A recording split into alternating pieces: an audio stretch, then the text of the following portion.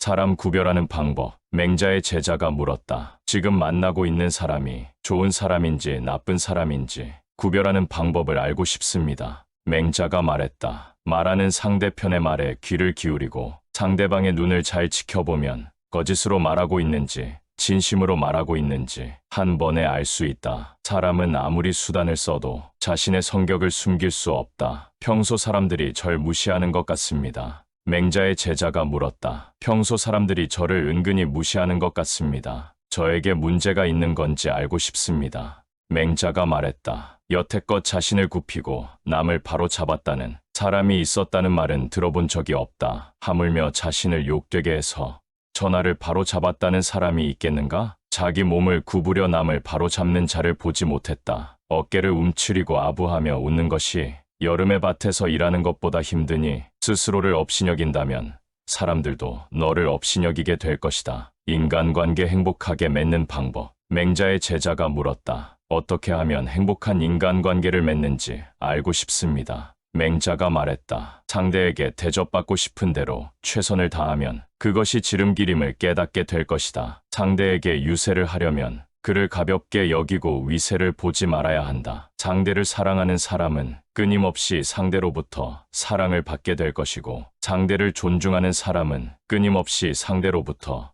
존중을 받게 되는 법이다. 만약 상대를 사랑으로 대하지만 너에게 불친절하게 대한다면 그 사랑을 돌아보아야 한다. 만약 다른 이들을 관리할 때 다른 이들이 제멋대로 행동한다면 그 지혜를 돌아보아야 한다. 만약 예의를 갖추어 대하지만 상대방은 그렇지 않다면 그 예의를 돌아봐야 한다. 즉, 내가 하는 일이 헛되게 되는 경우에는 반드시 스스로를 돌아보라는 말이다. 또 나에게서 떠나는 사람은 굳이 잡을 필요 없다. 반대로 나에게 찾아오는 사람은 아무 조건 없이 받아들이는 것이 큰 사람이다. 인간관계에서 하지 말아야 할 것. 맹자의 제자가 물었다. 인간관계에서 하지 말아야 할 것은 어떤 게 있는지 알고 싶습니다. 맹자가 말했다.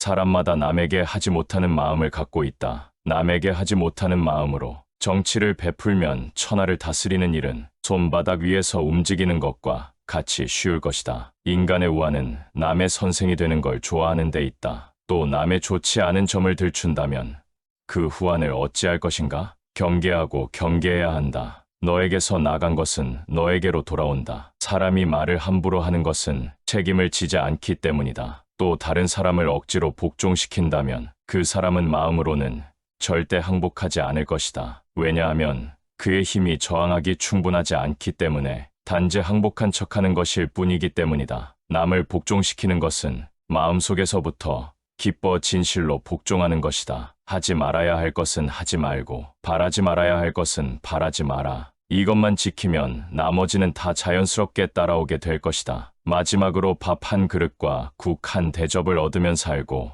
못 얻으면 죽는다 하더라도 호통을 치면서 주면 길을 가는 사람이라 해도 받지 않을 것이며 걷어차면서 주면 거지라 하더라도 달갑게 여기지 않을 것이다. 어떤 사람을 사귀어야 하는가? 맹자의 제자가 물었다. 앞으로 어떤 사람을 사귀어야 할지 궁금합니다. 맹자가 말했다. 나이가 많음을 개의치 말고 지위가 높음을 개의치 말고 형제의 세력을 개의치 말고 벗을 사귀어라. 벗이란 상대방의 덕을 가려 사귀는 것이니 여기에 무엇을 개재시켜서는 안 되느니라. 또 물이 지나치게 맑으면 사는 고기가 없고 사람이 지나치게 비판적이면 사귀는 벗이 없는 법이다. 주변인에게 질투를 느낍니다. 맹자의 제자가 물었다. 주변인이 저보다 잘 사는 것이 배 아픕니다. 맹자가 말했다. 시기와 질투는 항상 타인을 쏘려다가 너 자신을 쏠 것이다. 같이 지내는 사람이 정말 최악입니다. 맹자의 제자가 물었다. 같이 지내는 사람이 정말 최악입니다. 어떻게 해야 할까요?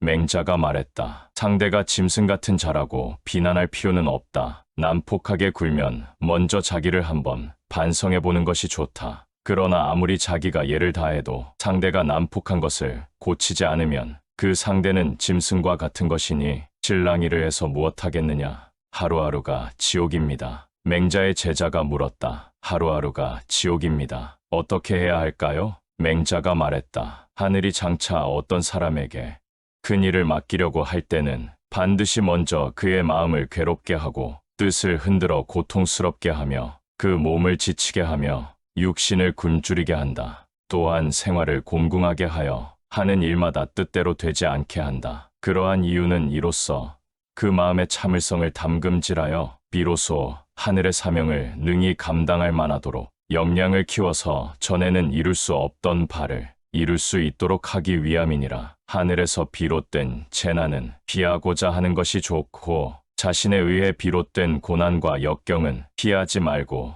자신이 해결해야 한다. 일이 잘 안 풀려 궁색할 때는 홀로 자기 몸을 닦는데 힘쓰고 일이 잘 풀릴 때는 세상에 나가 좋은 일을 해야 된다. 귀하게 되기를 바라는 것은 사람들의 똑같은 마음이다. 사람마다 자신의 내부에 귀한 것을 갖고 있지만 그것을 보지 못한다. 새로운 일은 시작하는 게 두렵습니다. 맹자의 제자가 물었다. 어떤 일을 시작하는 게 두렵습니다. 어떻게 해야 할까요? 맹자가 말했다. 길은 가까이에 있다. 그러나 사람들은 헛되이 먼 곳을 찾고 있다. 일은 해보면 쉬운 것이다. 시작을 하지 않고 미리 어렵게만 생각하고 있기 때문에 할 수 있는 일들을 놓쳐버리는 것일 뿐이다. 모든 일을 진지하게 생각하고 고민하면 근심 없이 편안하게 살 수 있지만 자신만을 믿고 자만하고 방심하면 반드시 큰 위기를 겪게 된다. 부유하고 풍족하게 살고 싶습니다. 맹자의 제자가 물었다. 부유하고 풍족하게 살고 싶습니다. 어떻게 해야 할까요?